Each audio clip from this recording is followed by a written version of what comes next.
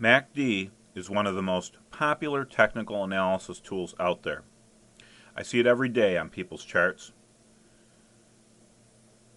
Here it is plotted along the bottom of this price graph. You know, a lot of people use it, but not everybody knows how to use it most effectively. Let's begin by understanding what MACD is made up of. First of all, MACD, of course, is short for moving average, convergence, divergence. The most common formula that is by default used on almost all charting packages is the 12-26-9 formula. The way it works is the MACD line is made up of the difference between the value of the 12-day and the 26-day exponential moving averages. Then a 9-day exponential moving average of the MACD is superimposed over the MACD as the signal line. MACD is what's known as a centered oscillator. In other words, the MACD fluctuates above and below a centering line, typically known as the zero line. These types of oscillators are good for identifying strength or weakness or direction of momentum behind a security's move. As we talked about in the formula, here are two exponential moving averages, the 12 and the 26, plotted right on a price chart. The faster moving average is the blue line, the 12, and the slower EMA is the red line, the 26.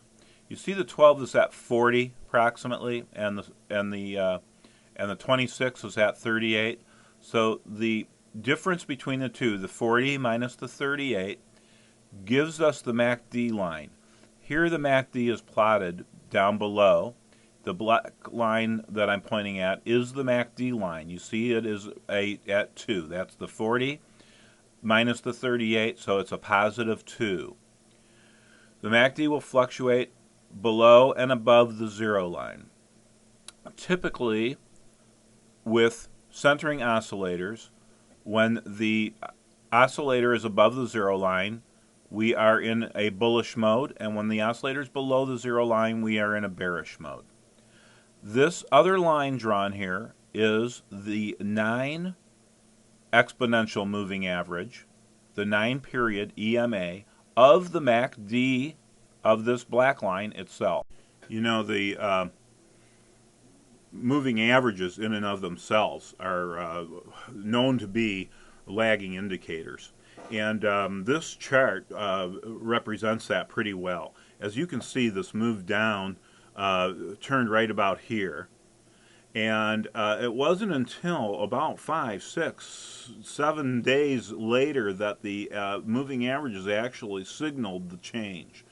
A real lag there, and these are exponential moving averages. They're actually faster than a regular simple moving average. So simple moving averages would be slower yet. Again, here's the change in direction, and then the crossover in the moving averages didn't happen until, a week and a half later. One last time, the change in direction happens way down here, and then about 6, 7 days later, the change in the crossover in the moving averages. Now, MACD, on the other hand, is much faster and much more responsive to the change.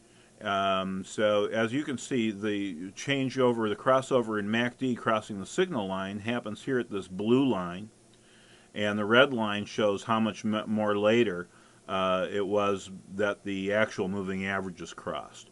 Here again, the MACD crossovers, and here is the actual moving average crossovers, and then again, finally, the MACD crossing over, and it wasn't until much later that the moving average actually crossed over.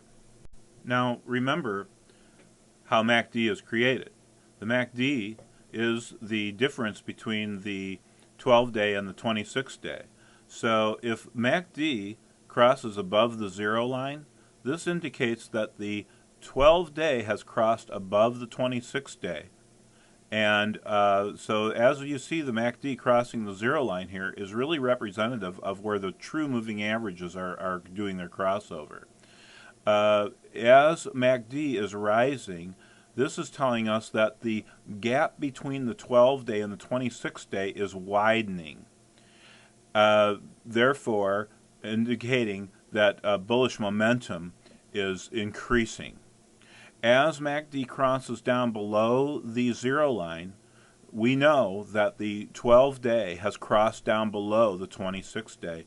And as it continues in its downward path, we can understand and assume that the distance between the two moving averages is widening. Therefore, bearish sentiment is increasing. The momentum is strengthening in the downward trend, as long as that MACD line is in descent. I would like to point out that the histogram represents the difference between MACD and its 9-day EMA. If you notice that as the histogram gets larger, this is representing how wide the distance is between the MACD and the 9-day EMA. The histogram is positive when the MACD is above its 9-day EMA. So in this case, here's where the MACD is crossed over and it's above the 9-day. The histogram goes positive at that point. And the histogram goes negative when the MACD is below the 9-day EMA. Now another powerful tool in the MACD is the creation of divergences. Let me point some out. Here in March and April on this chart, you can see price was increasing by this resistance line drawn above the price. But MACD, as you can see, was falling. The peaks in the MACD were getting lower. This was kind of a heads up that that there was a change imminent. Here's another divergence where price is creating lower lows, shown by this descending support line, but the MACD was having higher lows. So again, here's a heads up, a divergence between MACD and action and price. MACD telling us, warning us that there was the momentum of this down move was weakening, and therefore a change was imminent.